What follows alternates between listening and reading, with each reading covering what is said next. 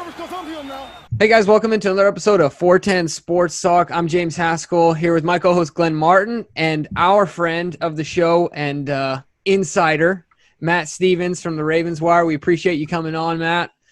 Thanks for the time. Hey, thanks for having me. Always love doing these things, man. This is fantastic. Awesome. Well, we're going to get right into it.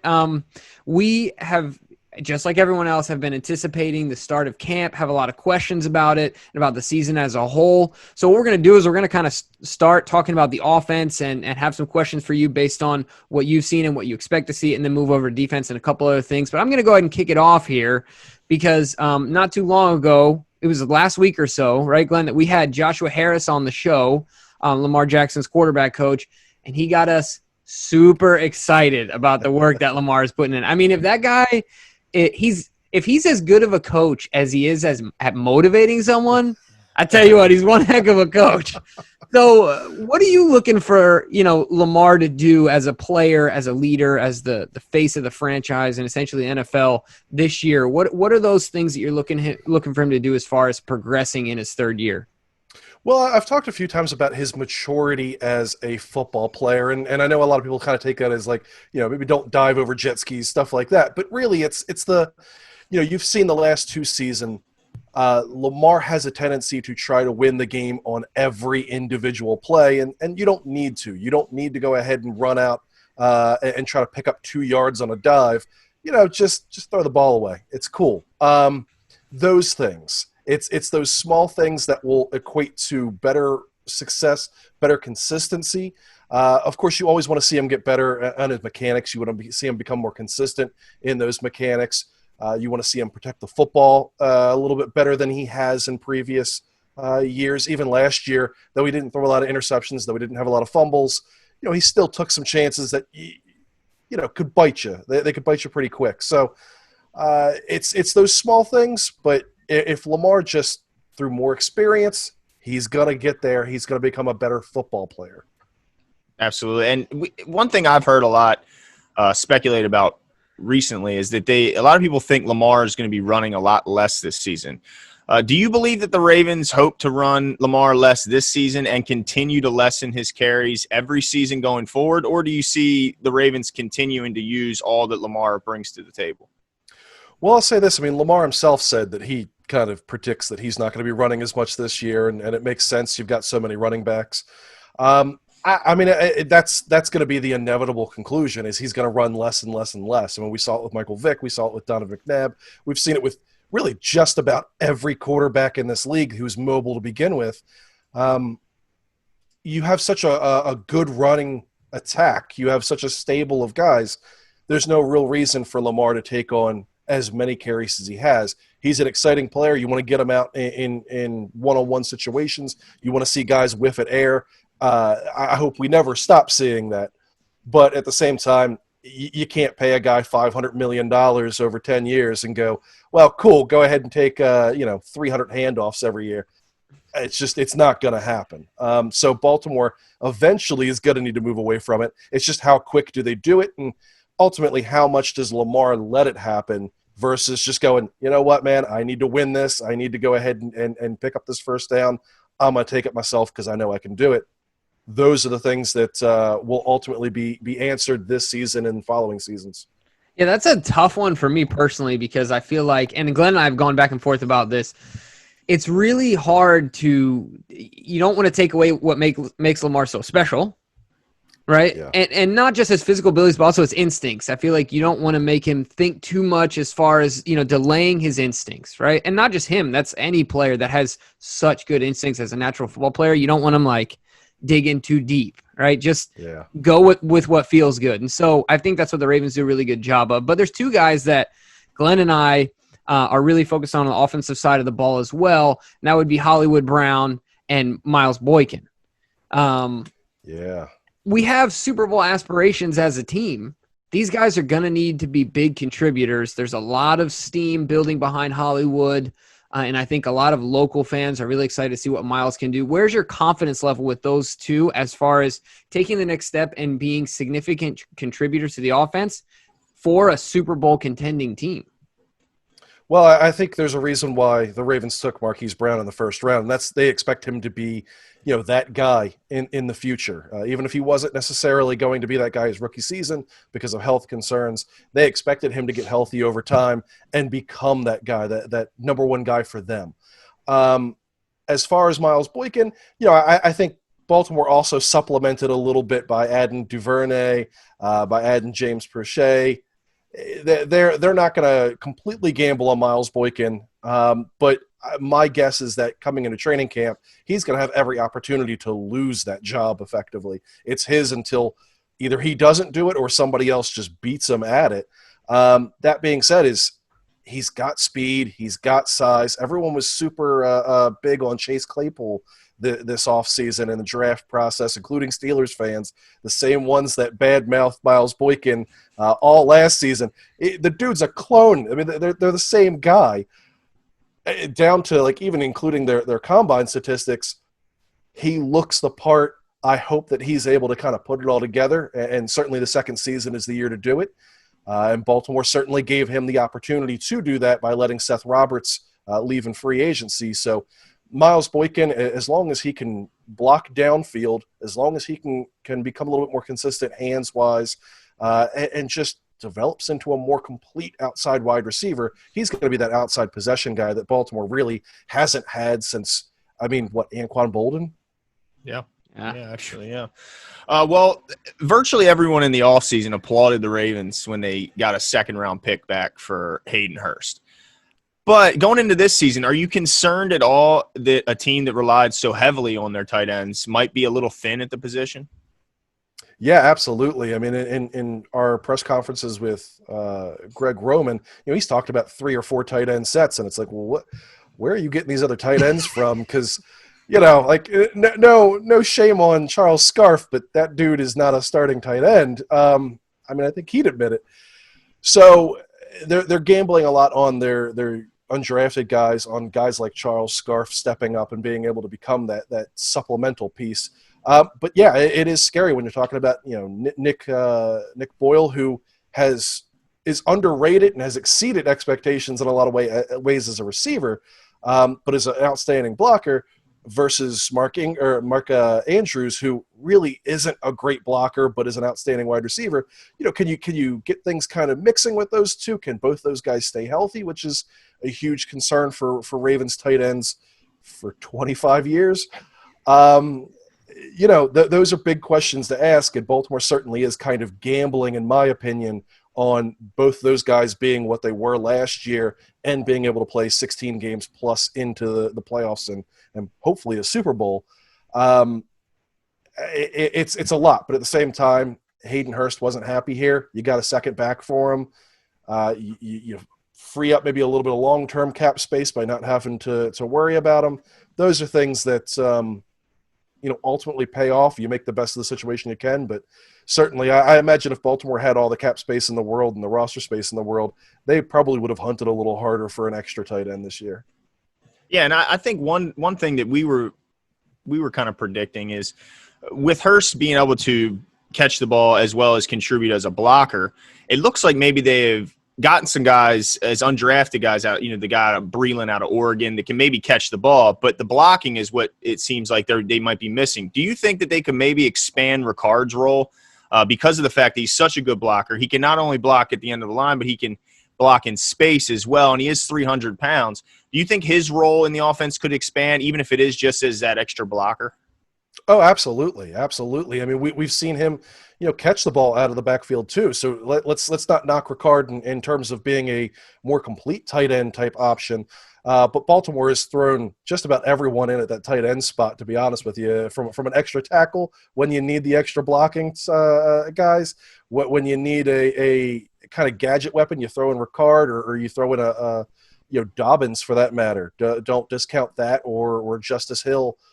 Something like that in there to maybe add an extra wide receiver or an extra receiving tight end without necessarily having the blocking. But then you can mix that stuff up. So Baltimore has some options there. But it's Ricard would be my first bet on that, especially since they don't seem to be giving him a ton of snaps on the defensive line. They really seem to be kind of grooming him and pushing him toward more offensive play, being an extra tight end effectively is not a bad role for him. Yeah, no, absolutely not. And that would be a great return on investment. He's already a good return on investment as far as, what we're paying him, and adding that to his workload. No sweat off our back. That's for sure. Yeah. So you talked about a couple guys, but we've done, Glenn, how many videos have we done on running backs now? 3, 4, 3 or 10, 4, yeah. something like that. Look, I get fiery when we're talking about this because I am a Gus guy to the death. To the death. I'm a Gus Edwards guy for good or for worse. The running back room is full. Of course, with the additions of Dobbins, we saw, I think, yesterday that he's now the highest ranked running back in Madden as far as rookies. Yep. Yeah. And so do you believe that the Ravens will ultimately keep all 4? And the 4 I'm referring to, of course, Justice Hill, Gus Edwards, Mark Ingram, and J.K. Dobbins? Or do you think Gus or Hill are competing for one spot? I think, again, if Baltimore has all the roster spots available, they'd love to keep all 4. But the reality is do you keep 3 quarterbacks? Well, that's going to impact it. How many defensive linemen do you keep? That's going to impact it. How many outside linebackers? How many safeties?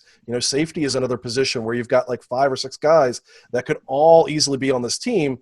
You're going to have to make some tough decisions. Gus Edwards is kind of the guy that is on my roster bubble personally.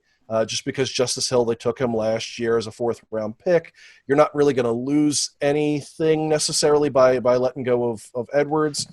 He's on an exclusive rights free agent deal, so that is what it is.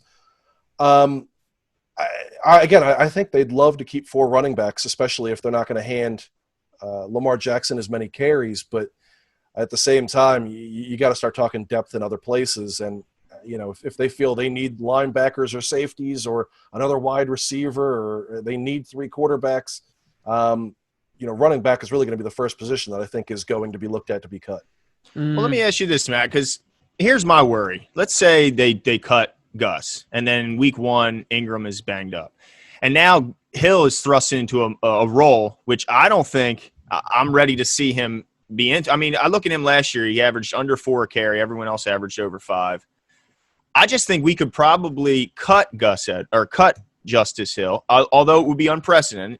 And I can't see another team adding him to their 53, and he'd still be able to slide onto the practice squad because I would rather see Gus get those carries if there's an injury than Hill. What are your thoughts on that?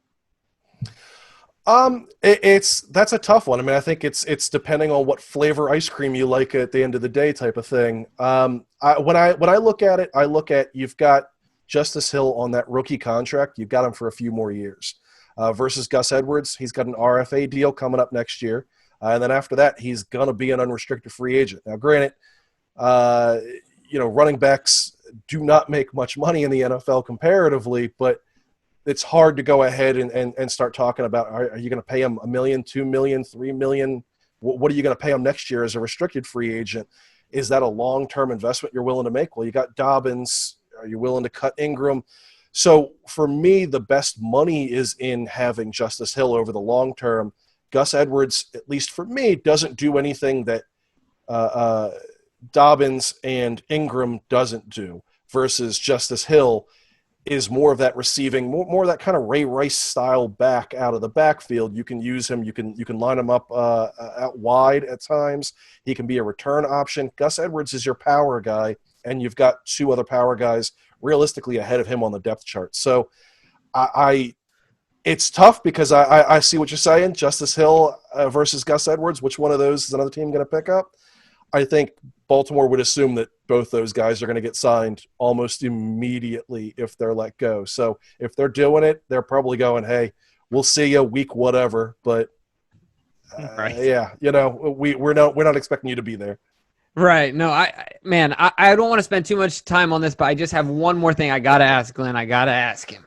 So is there any way that we carry the 4 this year only with the idea that, Ingram is an older guy, we let Ingram go at the end of this year, and then you kind of end up with what we had last year. You just replace Ingram. You have Dobbins, then you have Hill or Edwards, and then Hill, that 3-headed monster, if you will, similar to what we had this past year. And maybe they just bite the bullet this year and as far as carrying 4, and then they move forward to 3. Do you think that they could see that being worth it to do this year as far as, longevity and keeping the backfield full, the stable full, if you will? Oh, definitely, definitely. I mean, again, if they've got the roster space and they don't absolutely need to cut any of those running backs, that's the wisest decision. You can free up a lot of cap space next year by letting Ingram go. He's been banged up throughout his career. It makes sense from a lot of other perspectives, but having that primary power guy, so you don't need to put 200, 250, 300 carries on a guy like Dobbins in his second year, you can kind of split that up and like you said, do exactly what we did last year. I think that's a wise decision. Again, it really comes down to, I think if they need to keep other positions, running back is that one where you go, I mean, effectively, if you add Lamar Jackson to the mix, we've got 5 guys. We don't need 5 guys. Oh, man. Well, I'm keeping my fingers crossed. I'm keeping my fingers crossed here. Yeah. That I think, if you're looking at training camp battles, that is the battle to pay the most attention to, because it's as quietly as possible going under the radar just about everywhere else in this league. But there's a really good battle for what is effectively a starting job in this offense. Yeah, so I have, as far as the offenses, I agree with you 100%, but I have one more as far as the offensive side of the ball goes, because I'm gonna tee Glenn off for the first defensive one. He's got a really juicy one to ask you. But as far as the offense goes, the interior offensive line, I think you're talking about camp battles. When you're talking about those 3 in the middle, I think is going to be another really, well, it's not like the sexiest thing to watch in camp, right? I guess it's going to be super important, especially based on our offense. And every offensive line is important. But in ours, how much we run the ball, those 3 up front, are going to be huge. So as far as that goes, who do you predict ultimately ends up at the center spot, left and right guard, if you had to lay some money on the table right now? Well, so they really have seemed like they're going to just kind of put all 3 jobs completely open and go, who wants it, come get it. That being said, is with an offseason that is as tumultuous as this one, as not as much on-field time as they would like, my guess is you're going to put Bozeman right back at that left guard spot, because why change it? Skura, if he's healthy, is going to take that center spot. And at right guard, I'm saying it's it's Powers all day long. I think he's the guy that's been kind of groomed for it. But at the same time, you brought in Fluker. I can't imagine that's for no reason. You want an experienced guy there, especially if you're replacing Marshall Yanda. So while I think Powers can win it out, Fluker is going to be the guy that's going to have to kind of cough up that job. Wow. Yeah, I think that's a good point. Now, Matt, I don't know if you recall, but we had you on right before the draft, and I correctly predicted that the Ravens would be drafting Patrick Queen in the first round. And if I remember correctly, you said middle linebacker is, quote, the running back of the defense. And so not only did they take one in the first, but they took one in the third as well, just to really run that point home. So all jokes aside, how long, with this shortened offseason, how long do you think before Queen and Harrison are the starters in the middle for the Ravens? I mean, my guess is they're going to be given that opportunity from the get-go. I mean, all the coaching staff has pretty much agreed that Patrick Queen is going to be your starter. You kind of want him to learn, and he's going to have to learn by fire, and that's okay. They seem all right with that. They have said, both Martindale and Harbaugh have kind of both said that Harrison's going to get a lot of playing time this year. They expect that. Baltimore's defense is a little weird, because you'll see guys that get starts that are like, you got 3 snaps. Why did you get the start? So, does he start? Probably not. Does he play the most snaps? Probably by week 8. It's the Queen and Harrison show. They substitute guys in and out as they need to. They play a lot of nickel. So, I think that's where you're going to see Harrison maybe drop out of the lineup more than anything else. But I have them fully kind of lined up as week 1 starters. I don't think there's really anyone that's going to press them too hard for it. And as long as they show what they did in college in training camp, I don't see there's any reason why you wouldn't put them as your 2 starters over a guy like LJ Fort or anyone else. And as they gain popularity, if you ever want to use my coin phrase of blueberry marmalade and peanut butter crunch, I allow you. I give you permission at any time, but that is their nickname, all right? I love it. All right. Use it anytime. Yeah, and so with Wink Martindale and the Ravens defense, they clearly went with the blitz heavy strategy last year to generate some pass rush and leaned on their talented secondary on the back end. Do you think with the improvements to the defensive front through free agency and through the draft, do you think that'll allow the Ravens to use more four-man rushes, or do you see the Ravens continuing to lean on that talented back end and just blitz like crazy? I think a lot of it's really going to really depend on how much Campbell and Wolf have an impact on the interior side of the pass rush. Certainly Wolf, especially on the interior. If they're able to generate a little bit of pressure, they're going to maybe rely on more four-man rushes, kind of keep things a little bit more standard, and then blitz as they need, specific pressure on specific times or against quarterbacks that are especially terrible. If Campbell doesn't help Judon get open more often, if we see what we kind of saw last year, you're going to see them blitz like crazy. I mean, again, you brought in two linebackers who are great against on the blitz. Yep. You wouldn't do that if you don't plan on using them for that. You're getting back some defensive backs that are really good on the blitz. Tavon Young being a great example. You've got Jimmy Smith, who's going to play from a bunch of different spots on the back end. Those are great blitzes to send as well. So they're still going to do it. I have no doubt Martindale is going to send pressure often when it comes to blitzes. Are they going to do it less than what they did last year? Probably, just simply because last year doesn't seem like it's sustainable from a blitz perspective. When you're talking about, like, you're setting records for how often you're blitzing. You don't do that 2 years in a row usually. But then again, linebackers are the running back of the defense. So who knows, man? Who knows? That's awesome. So you mentioned a guy that I think has been long forgotten if you're outside of if you're looking at the Ravens outside looking in. That's Tavon Young. So the secondary was, already a great secondary from last year, and if they stay healthy, appear to be, primed to take a step forward. A couple things, of course, you got Chuck Clark as far as getting a full season as a starter, and that duo back there working together, having some consistency at corner, and then Tavon Young coming back. How excited are you at the potential of Tavon coming back and Chuck with a full season at starter and seeing that group together? And then how confident are you that Tavon can stay healthy? Well, I'll start with Tavon Young. 4 years in the league, 2 years he's missed the entire season. He's literally a 50-50 shot at this point in his career. I'd love to see him back. I think he's the best, a nickel slot guy in this league when he's healthy, when he plays a full 16 games. Unfortunately, that hasn't happened a ton in his career, and Baltimore's no stranger to defensive backs being injured often.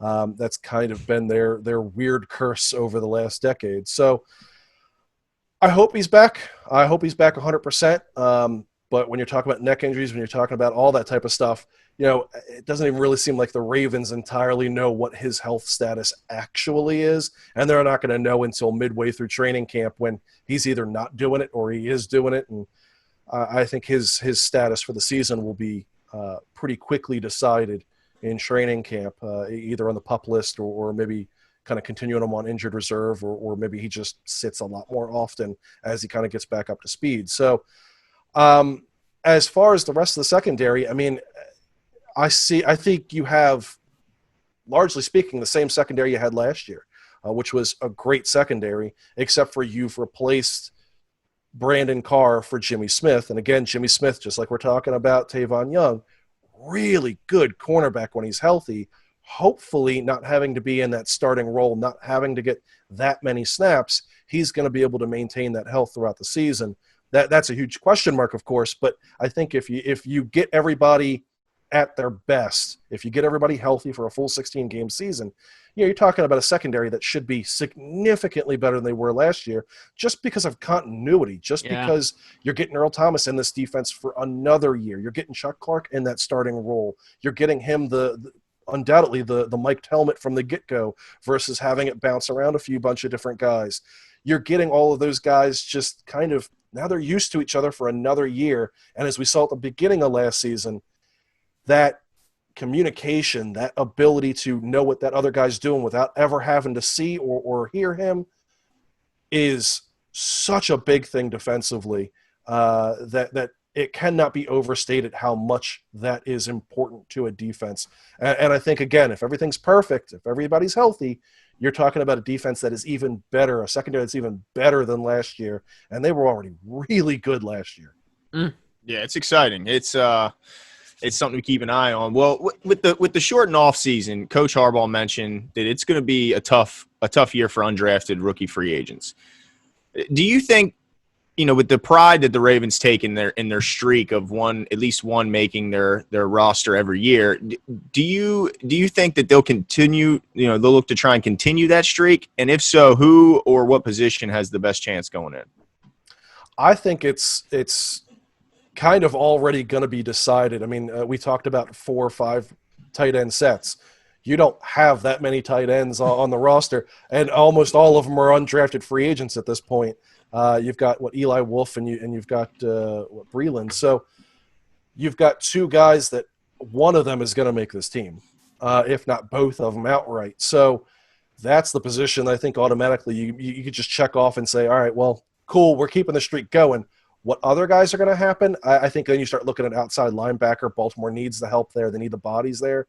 You got John Daka, which is a guy that I'm excited about. You've got Willoughby. I'm excited about him as well. You also have some guys on the offensive line as well. I mean, Baltimore has been no stranger to kind of letting those guys sit on the roster and learn for a season and then pushing them up as they need to. You look at Patrick McCarry last year as an undrafted free agent who got some starting reps and did really well. So Baltimore, again, needs to help at tackle, especially when you're looking at the offensive line.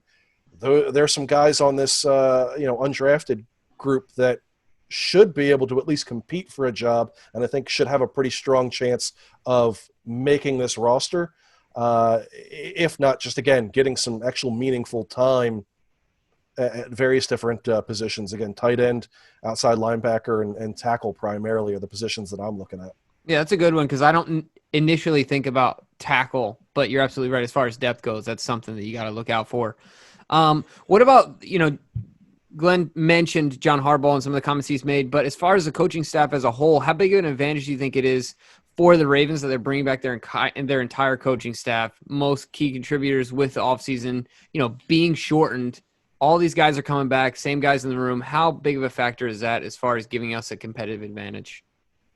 Oh, definitely. I mean, again, you talk about continuity. You talk about having all these guys there. You know what's going to happen. And more importantly, the coaches know what those guys can do. They've been around them now for at least a year. So when I say, hey, we're gonna play this play, I know that, hey, all right, this guy might be come up a little bit short, but I know that, the safety over the top is going to be able to help that out. Those things. When you're calling plays, how things are going to break down and how they're going to potentially be remedied. That is a huge thing. When you talk about this team last year, versus previous years, you didn't really have a weak spot as a coaching staff, which is kind of nice. It's nice to not go like, man, I hope they get another offensive coordinator because that last guy sucked, which is what we seemingly did every year. So the continuity on that, right, fantastic. That's great. You had a great coaching staff. Keep them, especially since they were all being looked at for head coaching jobs. Really kind of cool if other teams are like, hey, we think this guy should lead our team, and you're able to retain that guy. That speaks volumes about who you have as a coaching staff. So that's always big. And again, just when it comes to this offseason and how little time ultimately that everyone's going to have to kind of coordinate and get things up to speed. Again, just guys knowing guys already being familiar with what's happening, what the head coach and what the front office is expecting, what the players are expecting, the players in turn knowing what the coaches are expecting. All those things mean that you're just a step ahead of other teams. And in an offseason in which you're going to have, 3 or 4 weeks of actual on-field time Crazy. Before things happen, that's super important. So, until it's not, I should say, until something terrible happens, it's great. It's fantastic. I love it. Maybe don't certainly quote me in think like it- 9 months. Yeah, well, I certainly think it gives them a leg up on their week 1 opponent. I believe it's the Browns, and they have an entirely new coaching staff. So What else is new? yeah, that's true. But I guess it's got to at least give them an extra couple points on that point spread, bringing back a whole new coaching staff. But last one for you, Matt. With the two preseason games getting canceled and the banning of joint practices this year, how do you think the coaches will manage the remaining 2 preseason games, and how much do you think Lamar and other key contributors will play? Well, I think that's a huge if to begin with, if there even is 2 preseason games. I know the players union is kind of trying to push for, we don't need preseason, we're good. Like, just give us the extra time on the field in practice. That's what we actually need. So, if there are 2 preseason games, I think Baltimore's plan previously with the starters are, we want to try to get you a full game. My guess is they're kind of lean more toward that. Maybe you don't get them full 4 full quarters. Maybe you put them in there for a total of 3. So that way everyone's kind of healthy. You don't necessarily have guys playing until the 4th quarter of that final preseason game that doesn't matter. Maybe you only give them a quarter and let them go. That would be my guess. That's what I would want them to do. But at the same time, I think a lot of it's really going to depend on what training camp looks like. If these guys are sluggish, if they don't look like they're in good shape, I have no doubt that John Harbaugh is going to run them ragged out there and go, look, you didn't do what you needed to do, so welcome to playing 60 minutes against 4th stringers. Well, I tell you what, I attempted to do the DB's version of the conditioning test to see what it was all about. I don't blame anybody on earth for failing that. Not just a football player, any human. If you think you're in good shape, go do it. Good luck. You will be humbled. Completely humbled. So we appreciate you coming on the show. Always love having you on. Why don't you let our fans know where they can find the stuff that you put out? We follow it closely and want them to do the same. Yeah, absolutely. You can always catch everything that I write is at ravenswire.usatoday.com. You can also find me on Twitter at MatthewS_NFL or the Ravenswire as well. Those are kind of our 2 primary things. If you see me out and about, say hi. Yeah, for sure. And we'll make sure to put those links down in the description as well of this video. So go ahead and give it a follow. Make sure you subscribe.